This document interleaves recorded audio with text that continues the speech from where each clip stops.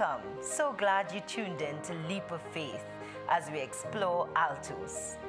Taken from the Latin altus, meaning high, we feature top priority news stories. We join our editorial and digital teams at Camzel with trending stories from our local weekly Catholic newspaper, as well as Caribbean, Vatican, and global stories. Take the leap with us, hot off the press. Good evening, and welcome to another edition of Altos, news and current affairs program produced by the Catholic News for Trinity TV. Here's a look ahead at what's in our newscast. World Youth Day is in full swing. We have a report from Lisbon, Portugal. Trinidad and Tobago celebrated Emancipation Day on Tuesday. Catholic News joined the crowds who visited the Emancipation Village. In Guyana, the remains of a bishop are exhumed. We will tell you why. And later, last Sunday was World Day Against Trafficking in Persons. We will speak with the Deputy Director of the Counter-Trafficking Unit, Kimoy Thomas. World Youth Day in Portugal is well and truly underway. 35 local pilgrims arrived safely in Lisbon, Portugal on Tuesday for the final days of World Youth Day 2023. Camped in a gym in Lisbon with other international groups, spirits remained high as the groups awaited arrival of Pope Francis. Renee Smith, journalist from the Catholic News, describes the scenes in anticipation of Pope Francis on Thursday. To the park and who have come to celebrate any World Youth Day celebrations. Actually, right next to me, I am sitting on the grass with Father Kenwin Sylvester, who are TNT chaplain for the journey. Father. Hello, everyone from Trinidad and Tobago. We are here at the park, Eduardo Park, the 7th. And we are here awaiting the Pope's arrival. He should be here in 5 minutes' time. I'm told from some of the people here, the atmosphere is euphoric. We have people speaking all kinds of languages. I'm here with a guy from Italy who was talking to me in Spanish. And we're talking about the church in Italy, and he's a missionary who's in Peru. So it's all sorts of wonderful things and encounters happening here on this day as we wait on the Pope. Great music on stage. We have the screens all over the park. Maybe 1 million people, I don't know. I could be wrong. I'm from a small country of Trinidad and Tobago, only 1 million people. I've never seen 1 million people congregate in one place. So this is beautiful. Beautiful. The theme of World Youth Day 2023 is Mary arose and went with haste. Meanwhile, Pope Francis is in Lisbon for the World Youth Day celebrations. On the second day, August 3rd, the Pope visited members of the Scholas Occurrentes community at its Portuguese headquarters in Cascais and put the finishing touch on a multicolored mural symbolizing the beauty of unity in diversity.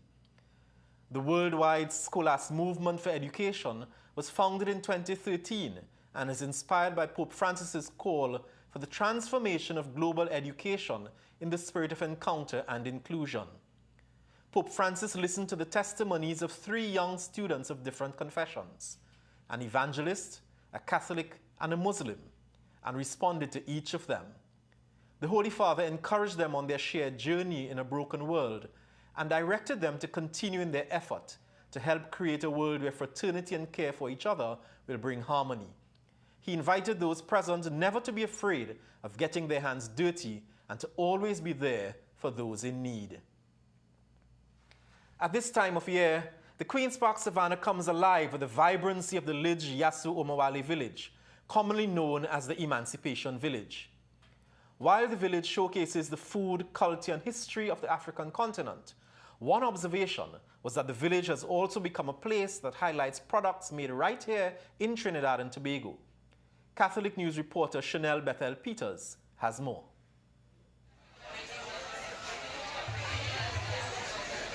Touted as the largest African market in the Caribbean, the annual Emancipation Village is a one-stop shop for items brought in from the African continent.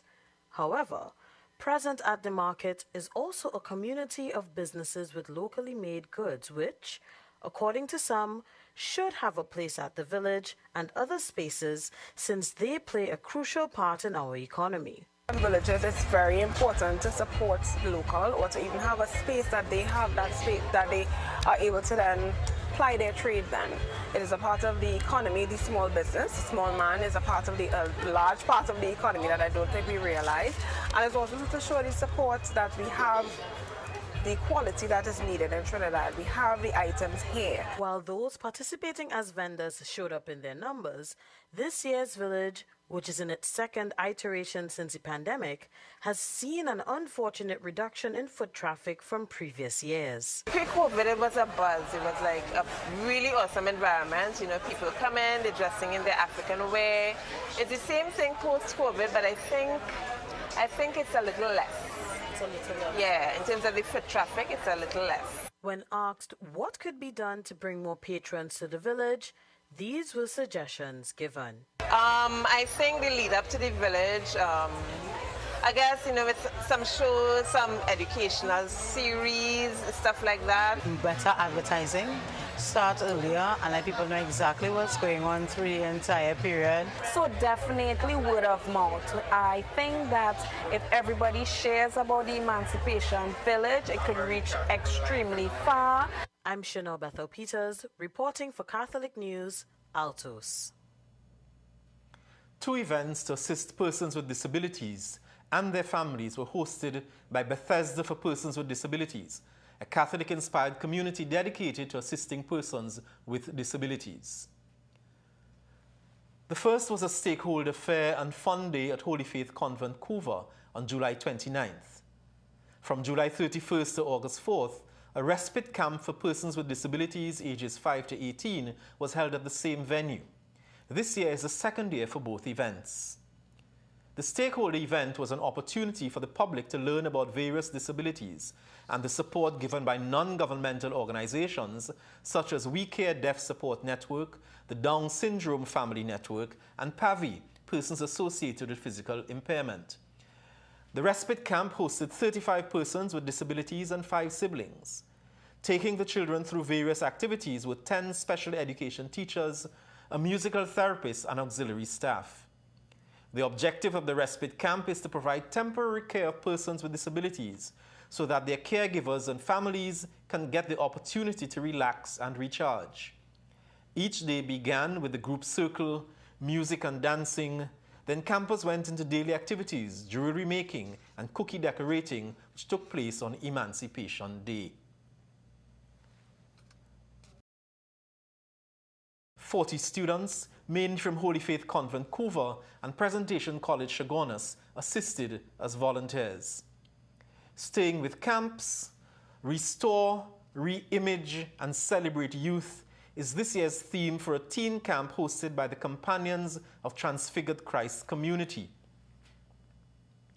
This is the second year of the camp, which caters to teens 13 to 17 years old. Held at Providence Girls Catholic School in Belmont, the camp began on Monday, July 31st and will end on Friday, August 11th. There are sessions on spirituality for teens, character development, career guidance, and personal skills building. Time has also been allocated for music, sports, and field trips. We congratulate the Companions of the Transfigured Christ as the community will be celebrating its 23rd anniversary on Sunday, August 6th, the Feast of the Transfiguration. In Guyana, the remains of Bishop Anthony Butler, who died in 1901, were exhumed. Bishop Butler had previously been entombed under the old cathedral, but after a fire in 1913, his tomb was left open to the elements. He will be relocated to the crypt under the sanctuary of the present cathedral to rest alongside Bishops Compton Galton and Benedict Singh. Bishop Francis Allain was present at the exhumation and expressed his gratitude in a Facebook post to Father Joel Ratner for getting things in train.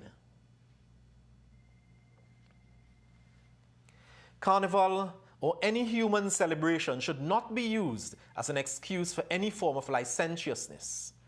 No wholesome culture can promote any human indecency. The two are incongruent. So said Archbishop Gabriel Malzay of Castries, St. Lucia, in his reflection on the country's recently concluded Carnival 2023 celebrations.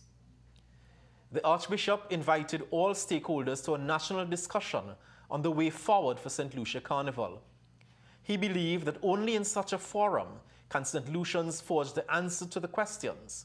What will Carnival 2024 and beyond be like?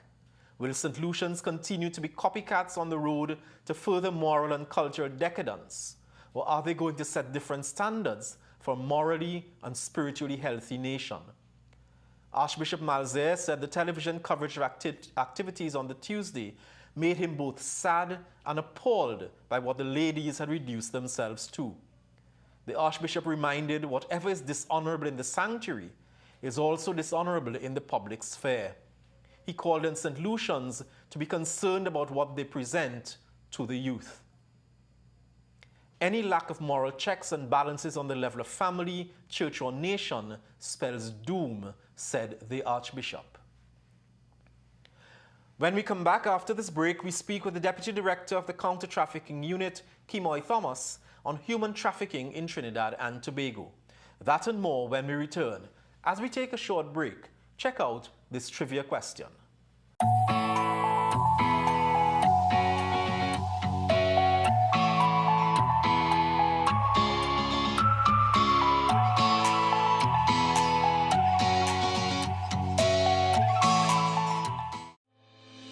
Altos, from the Latin altus, meaning high. Every Friday night we feature the top news items hot off the press.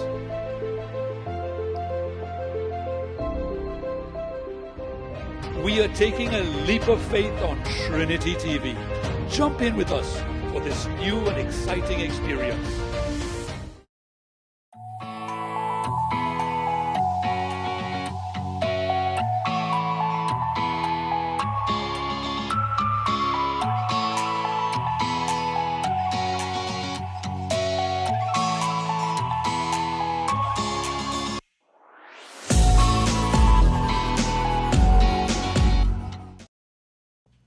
On July 30th, the world marked the World Day Against Trafficking in Persons. On the Altos set today, we have Kimoy Thomas, the Deputy Director of the Counter-Trafficking Unit. Kimoy, tell us, what is human trafficking? Okay, thank you for having me on the program. Firstly, human trafficking is actually a modern form of slavery. And when I say that, it's because persons, they tend to find themselves in situations where they are being exploited, either because someone forced them to do it or deceived them, or someone actually paid another person for that person to be exploited. Human trafficking in Trinidad and Tobago could take several forms. We have sexual trafficking, which is where persons are forced to provide sexual services against their will. We have labor trafficking, where persons are working for very long hours, they're not being paid, they can't communicate with their families. We have domestic servitude, which is happening in the gated community. So sometimes you might see your neighbor with a person cleaning the house, but that person is not going out. Or if you say good morning to the person is afraid to make eye contact with you. So those are the types of human trafficking that we have going on in Trinidad. But tell me, this sounds very serious, but how bad is the problem in Trinidad and Tobago? Well, the problem is bad in Trinidad because we actually have victims here. So once you have one victim of human trafficking where someone's human rights are being so grossly violated, it is a problem for the country. Given the fact that we are so close to Venezuela, and because of the situation in Venezuela right now, what we've seen is a lot of Venezuelans entering our country illegally. And because of their vulnerabilities, because remember, they don't have identity documents, they can't speak the language, they are here illegally, persons can take advantage of them, which is happening because there are some women who are being forced to provide sexual services, and then there are men who they have families to take care of. So if someone would usually pay, let's say a painter, $500 a day to paint, they would pay the Venezuelan $50 a day. So we have that type of exploitation going on.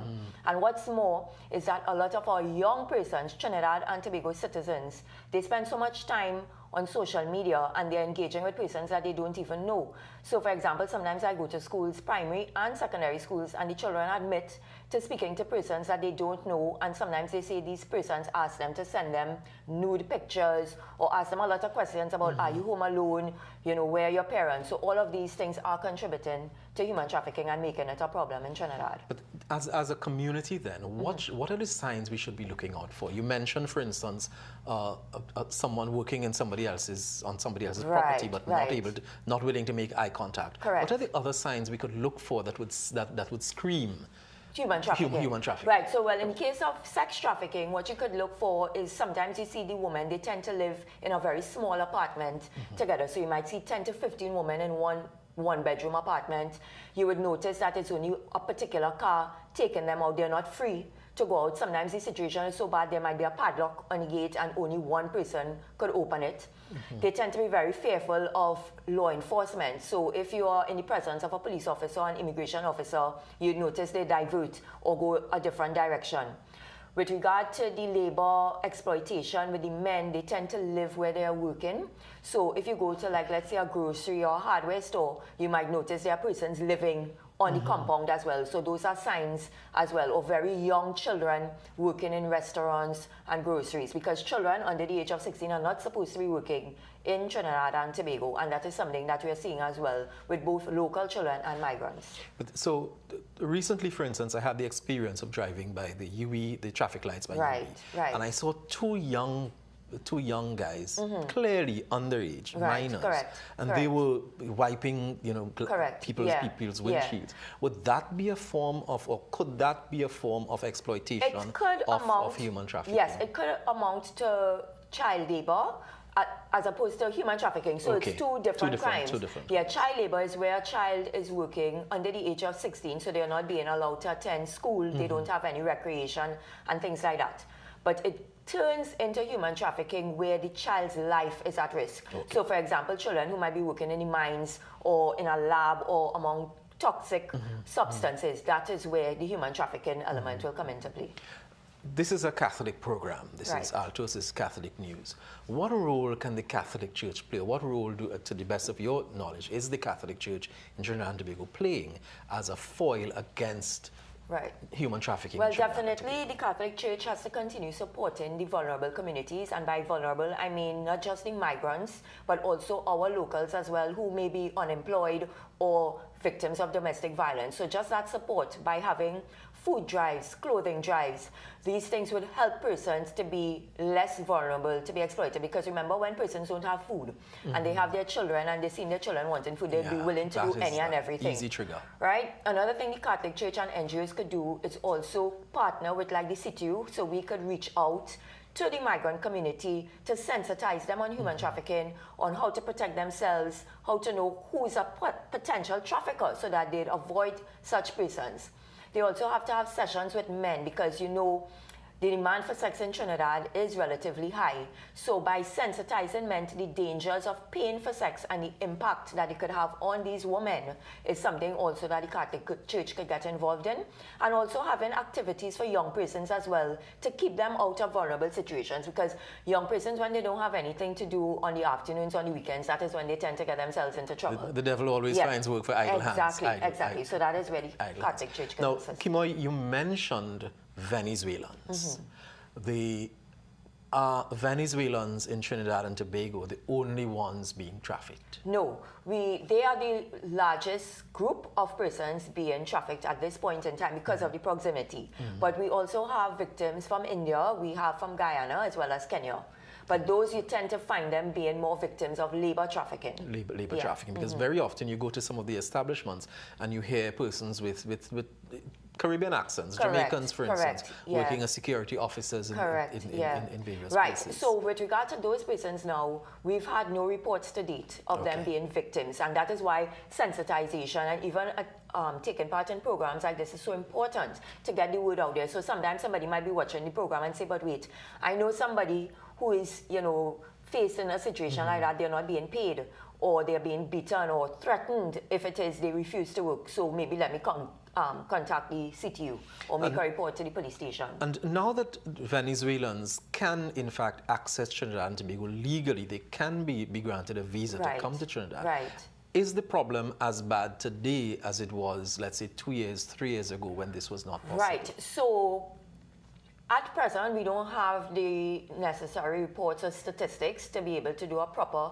comparison between it. But just because they have a visa to come in, it doesn't make it less likely that they could become victims. Yeah, because that is something else as well. Persons tend to mix up smuggling and human trafficking. I'm just bringing in the smuggling here because, you know, some persons, they pay to enter into the country illegally, but that doesn't necessarily mean they're a victim. The victimization only comes into play if they're exploited.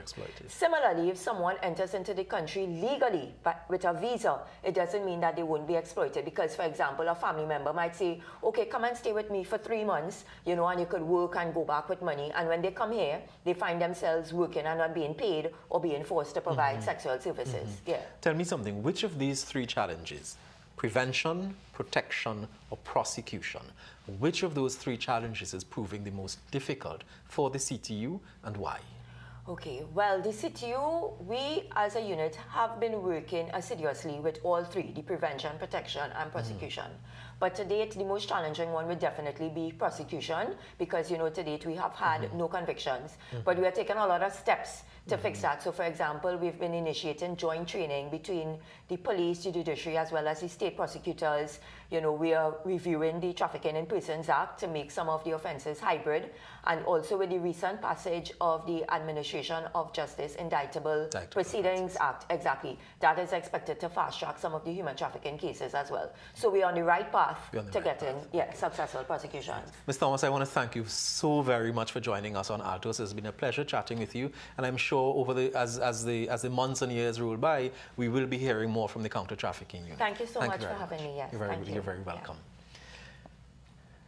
We turn now to our usual parish segment, and in today's parish segment, we look at the parish of Gasparillo. We have some scenes from the holiday camp, children in the Gasparillo parish.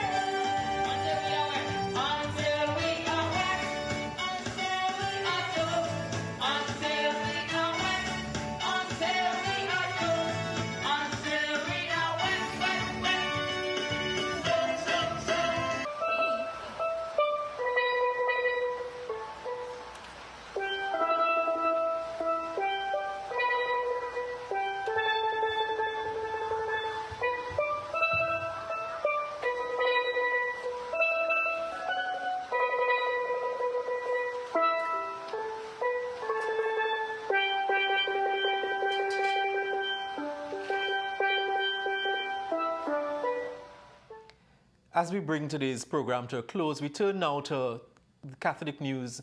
Simone, to tell us a little bit about what is happening in the Catholic News this week. In this week's Catholic News, we continue coverage of World Youth Day 2023 from Lisbon, Portugal, with our reporter, Renee Smith. The Dollars and Cents column gives advice to the generations, and Green Thumb provides tips on creating food empathy in your child. And in parish news, Claudia George of Toko celebrates her 100th birthday. I'm Simone DeLochan, Associate Editor of the Catholic News. Do you know what is a plug? Well, it's a combination of jogging and picking up litter. BAFA Sports, the leading sports and wellness organization, along with the Franciscan Institute for Personal and Family Development, hosted a plug last weekend in Chagaramas. Volunteers came together to collect and sort litter found on the beach, distinguishing between recyclables and non-recyclables. Nigel Bellamy, CEO of BAFA Sports, tells us a little bit more about the exercise.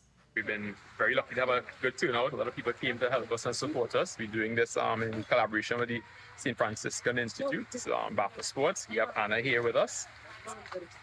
I mean, thanks, Nigel, for doing this and bringing out all of your community members. It's a nation-building exercise. It's a community-building exercise. We were so moved this morning to see the level and the massive amount of trash.